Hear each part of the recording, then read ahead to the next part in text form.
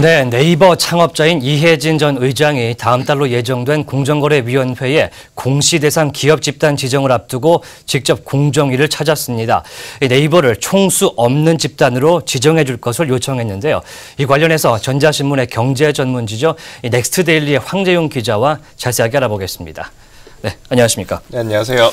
네, 이 전 의장이죠. 의례적으로 공정위를 찾아갔습니다. 그러니까 자신이 아닌 네이버 법인을 이 동인이죠. 총수로 네네. 법인을 지정해달라 이렇게 요청을 한 건데 구체적으로 어떤 내용입니까?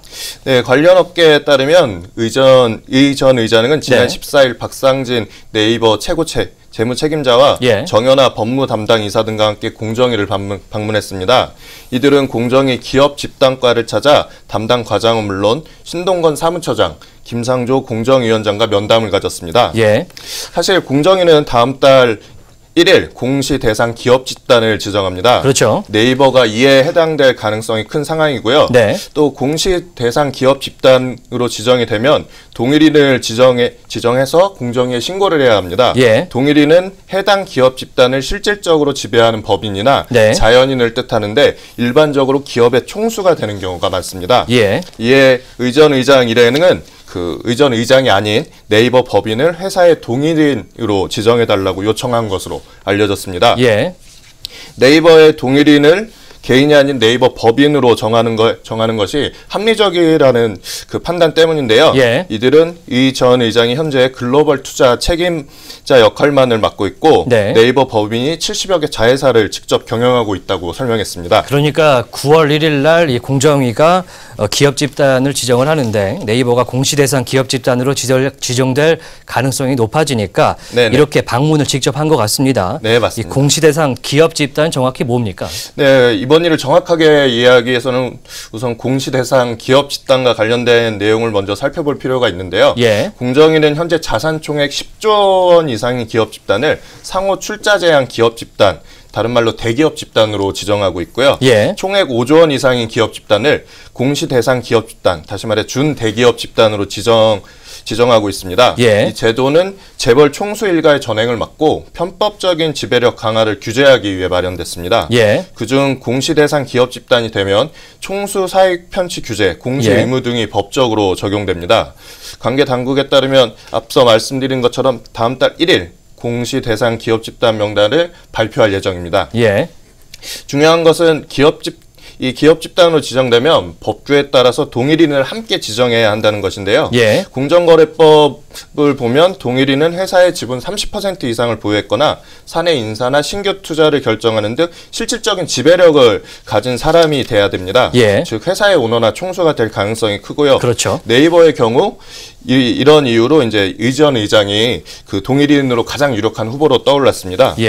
이전 의장의 네이버 지분이 4%에 불과하지만 네이버 대주주인 국민연금이나 외국인 투자자들이 실제 회사를 지배하고 있다고 보기는 어렵고 이전 의장이 네이버의 사업 방향이나 인사에 관해 막대한 영향력을 갖고 있어서 가장 유력한 후보라고 볼 수 있습니다. 지분이 4%지만 실질적으로 영향력을 많이 행사하고 있다 이런 말씀이신데 그럼 이전에 네이버의 주장과 같이 이 동일인으로 총수가 지정되지 않았던 기업도 있겠네요. 네, 공기업으로 시작했거나 오너가 없는 경우 동일인으로 총수가 지정되지 않은 사례가 있습니다. 지난 5월 공정위가 31개 상호 출자 제한 기업 집단을 발표했는데요. 이 31개 기업 중 총수가 없는 기업 집단은 총 7개였습니다. 7개요? 네, 그중 KT, 포스코, KTNG 등은 민영화된 공기업으로 애초에 총수가 없는 사례로 볼 수 있습니다. 또 S-오일의 경우는 해외 주주가 실질적인 회사에 영향력을 미치고 있고 농협의 경우는 중앙회가 사업을 주도하면서 책임을 지는 구조라고 할 수 있습니다. 대우조선해양이나 대우건설과 같은 경우는 총수가 있었지만 채권단이 주도하는 구조조정 과정에서 지배구조가 바뀌어서 총수가 동일인으로 지정되지 않았습니다.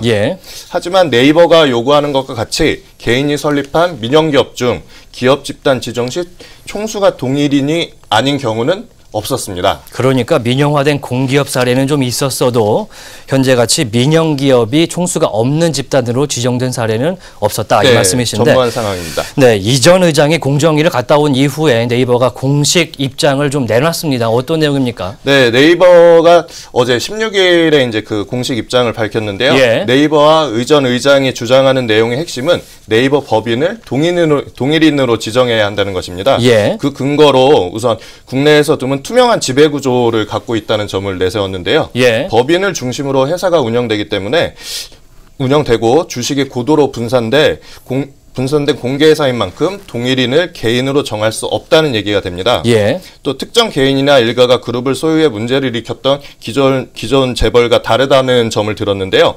실제로 네이버 최대 개인 주주는 의전 의장인데 네. 4%대, 5%도 되지 않는 지분을 갖고 있습니다. 또 의전 의장의 가족이나 친족이 지분 참여도 전혀 이루어지지 않았습니다. 예.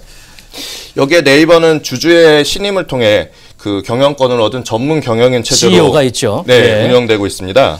이는 네이버가 이미 모범적인 지배 구조를 갖췄기 때문에 예. 재벌의 소유주 전횡이 발생할 가능성이 그만큼 적다는 것을 말합니다. 예.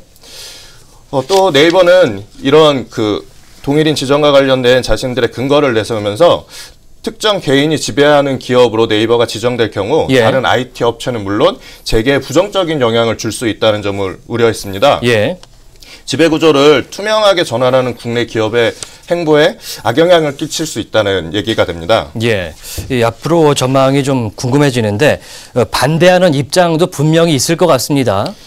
네, 네이버의 요청을 공정위가 받아들일 수 없다는 입장도 상당히 많습니다. 예. 우선 네이버가 규모의 경제를 갖추기 시작했기 때문에 예. 다른 기업과 마찬가지로 일정 정도의 규제가 있어야 된다는 의견이 나왔습니다. 예. 그리고 그 늘 이슈가 되던 포털의 독과점 문제에도 포털 문제요. 네, 예. 정부의 개입이 어느 정도 필요한 상황이고요. 예. 여기에 의전 의장의 지분율이 아무리 낮아도 사실상 네이버의 임원 선임이나 사업 확장 등 주요 의사결정을 진두지휘하고 있다는 점도 빼놓을 수 없습니다. 예. 그 기업 집단 지정을 앞두고 의전 의장이 직접 공정위를 방문했는데 이 상황에서 공정위가 네이버 법인을 동일인으로 지정하면 다른 기업과 형평성 문제도 특혜를 줬다 이렇게 할 수가 있는 그렇습니다. 거죠. 김상조 위원장은 뭐라고 하던가요? 김상조 공정위원장은 그동안 IT 기업의 시장 지배력에 규제가 필요하다는 입장을 피력해왔습니다. 예, 예. 이를 감안하면 네이버 요청이 쉽게 받아들여질 것 같지는 않습니다. 네, 9월 1일까지 좀 기다려보도록 하겠습니다. 네. 지금까지 황재훈 기자와 함께했습니다.